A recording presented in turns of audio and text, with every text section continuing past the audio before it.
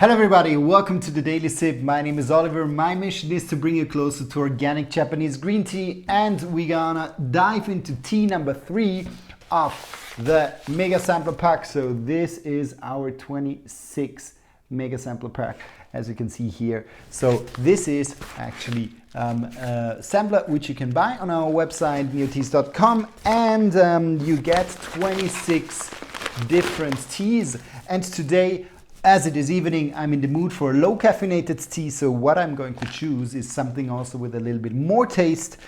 As it has been a long day, my taste buds have driven or dived into 3 meals already, so I want to have something with a little bit of more power.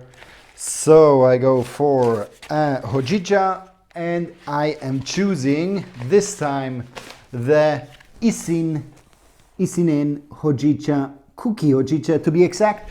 So what this is it's actually Hojicha, which is made out of so-called Kukicha or also stem tea, and it is a roasted tea where the stems and parts of the leaves are used.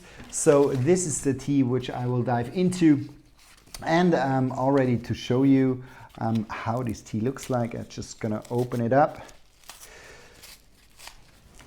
And I'll do this very simply, so you can really see that this tea here is actually a stem tea. You can see it here, nicely roasted, so not this typical green color which we know from the sencha, but this is then roasted kokicha, turning the yellow or a little bit yellowish greenish stems into this beautiful brown color. What I will use is also my Kyushu. So tonight I take the red Tokonami Kyushu, and again, just to have a look, maybe on my hand you really see that these are no leaves, so it's really kokicha strong. Some kokicha you can find that it is mixed with leaves, but this is really mainly stems. And now we're gonna dive a little bit into who the farmer is of this tea, and then we talk a little bit how kokicha evolved, just a short deep dive, and then after we're gonna try this tea and describe a little bit the taste notes of the tea. So what you can see here is Mr. Issin. So let's show a little bit our visit when we visited him last year. So before the pandemic, we were able to see his beautiful farm. He's living with his whole family, so we were able to see and have lunch also with his whole family. It was quite an interesting visit. Quite a small farm, around 4 acres of land, where he mainly specializes on Kamairicha. So this is a semi-roasted green tea, but he also certainly has roasted green tea. He also does oolong, so Japanese oolong, or standard green tea, but mainly he's really known for Kamairicha. Kamairicha, what the difference is, instead of being in a steam bath, what actually happens is that the tea leaves are given or are in a steam bath, and then they are heated up until 380 degrees Celsius.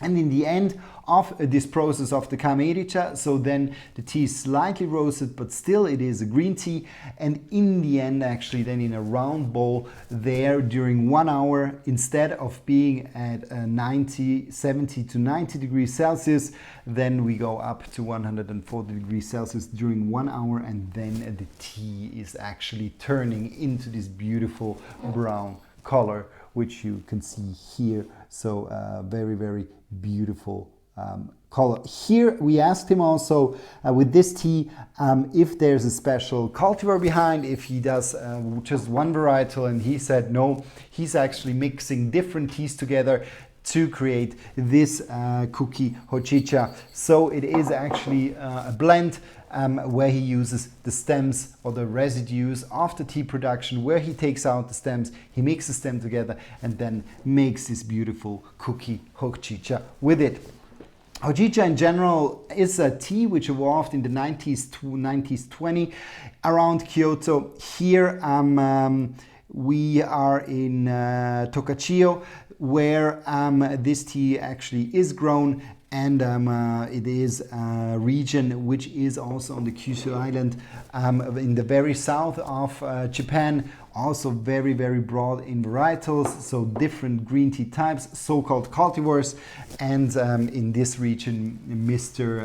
Issin and his family actually grows the teas.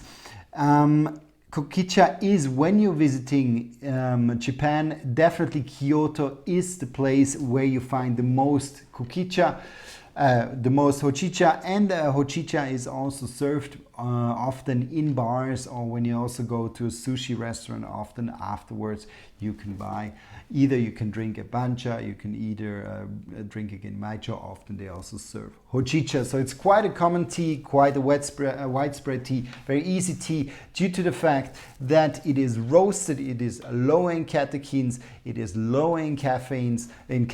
So this tea is quite a smooth and quite a soft tea, and especially in the evening, like now, when you're wanting to have a tea which is a little bit more flavorful, different taste profile than a typical green tea, and also low in caffeine, the Kuki Hojicha or the Hojicha in general can be a good choice. Done it is quite easy, so I preheated here the water on 70 degrees Celsius, so 165 Fahrenheit. I pour in around 6 ounces of water, and then I just gonna brew it like a bancha or a genmaicha, very, very simple, around 1 minute. Maybe you can even go to 1.5 minutes. And what we'll see is actually that with this tea, you definitely have a very golden, beautiful golden color. So from the appearance, you will see later, it looks a little bit like a black tea, for example. So color-wise, it's very, very close to black tea. But the main difference to black tea is the black tea is oxidized tea. Meanwhile, the Hojicha is a non-oxidized tea, but roasted, and that's why then the color of this nice golden and brown color evolves of this tea. Good. So then let's have a look. And you can really see how beautifully dark this tea is.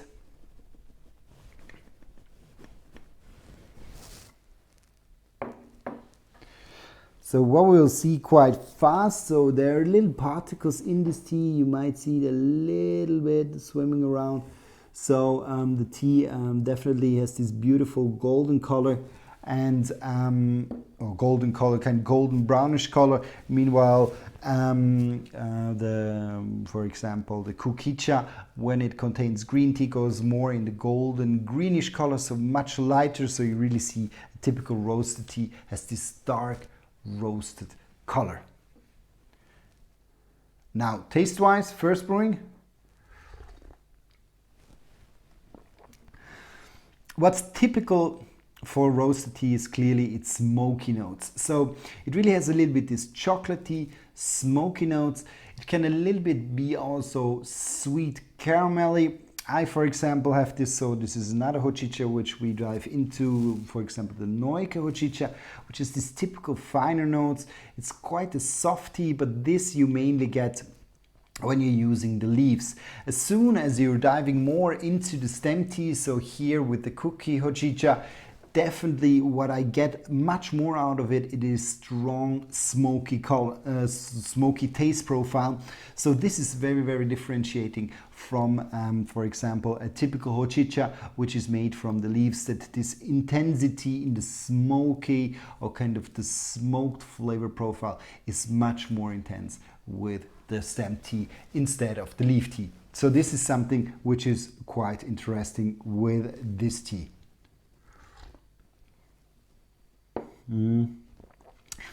I get a little bit of sweetness as well with it. Maybe you notice sometimes when you're in a barbecue in Switzerland, we do this at least. Sometimes we use just bananas and we kind of grill them on the barbecue to just get them soft and sweet. And it's a little bit this banana peel, kind of this smoked banana peel I'm getting also out of this tea.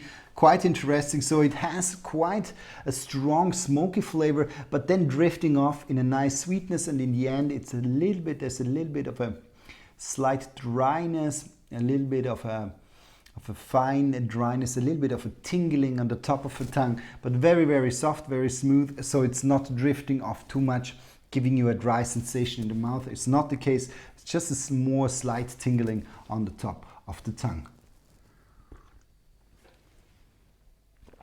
So this first brewing. Now let's test the second one. So you definitely can go longer. Here you can go to 3 or even 4 brewings. This time I use a little bit less water. Same temperature, also 70 degrees Celsius, 165 Fahrenheit. And just leave it in 20 seconds, more than enough. Once the tea has touched its 1 minute, you can easily just brew it for some seconds, and then you will see, you will get directly a beautiful, beautiful color.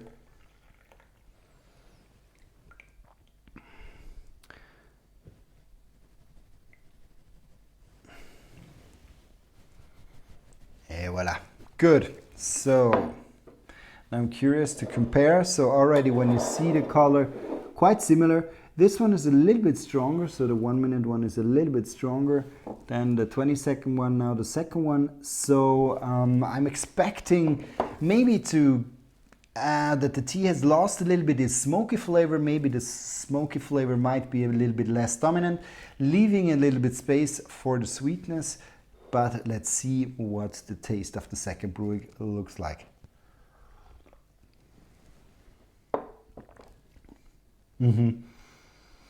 Definitely, still the smoky flavor is persistent, so it is a roasted tea. So you get this definitely also in the second brewing, but there's much more room for sweetness. I get a little bit of florally notes,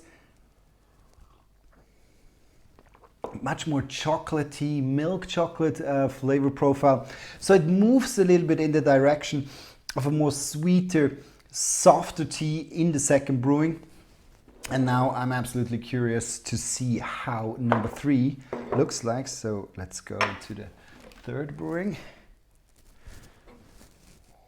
When you smell the leaves, strong, strong smoky flavor. It's really like when you're waking up in the morning and the fire is kind of out and you get kind of this odor of the burnt through firewood. This is a little bit the taste that I'm getting, or the smell I'm getting with this tea. Also leave it in for a short amount of time and then just... So second and third brewing seem quite similar. So when we take just the 3, one next to the other, you see this one is number 1, this one's number 2, this one's number 3, and you see that here second and third, they're quite similar. Meanwhile, the first one is clearly darker. And now let's see, is there a taste difference between the third and the second? So the smokiness of the flavor really diminishes over each brewing a little bit more, leaving for a little bit of sweetness. What you have to know is it is a Kukicha, it is a roasted tea, so the flavor of the smokiness really dominates and is the main flavor profile of this tea. But over time, it leaves a little bit more space for the sweetness, but with the sweetness, the intensity or the intensity of the taste diminishes slightly. So the third brewing already has less taste, but it's very nice. It gets kind of a little bit of a sugary note also with it. So it really, first it kind of moves a little bit into caramel. Is there maybe a little bit of roasted coffee? With a lot of fantasy. So not really. So we have really this more caramelly, a little bit burnt caramel, light, maybe a little bit of milk chocolatey taste flavor profile. And here we moving a little bit more in a sugary but a softer taste profile. Meanwhile, the first brewing, you have clearly the smoky kit.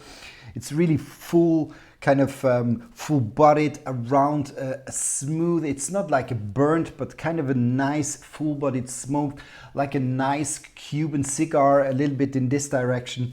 it goes like a super nice full-bodied taste experience. Meanwhile,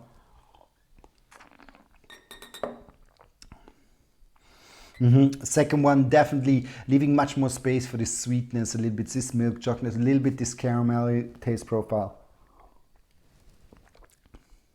And third one, a little bit lighter, nearly so kind of this florally note, which I got a little bit out of the second brewing. It continues here, has a little bit more of a smoother, a little bit more of a sugarishy, maybe even a red licorice taste profile, so a little bit going in this direction. So very, very much drifting more into a smoother and sweeter note, but still in all the brewings we get quite a good smoky flavor. So this was the Issin Kuki. I hope you liked this tasting too. So also with the Japanese organic sign on it. Try it for yourself, maybe check out the mega sample if you can, and then have a look. Maybe the Hojichas could be a tea or a tea kind of segment which you discover and might like very much. I personally got to know these tea over time. From time to time I take them, especially in the evening. I think it's a very nice, smoothing, relaxing and calming tea. Good, this was this. Thanks a lot for watching, and if you ever have a question, put down your question in the comments and we try to answer all of them. Good, so see you, thank you, and bye bye.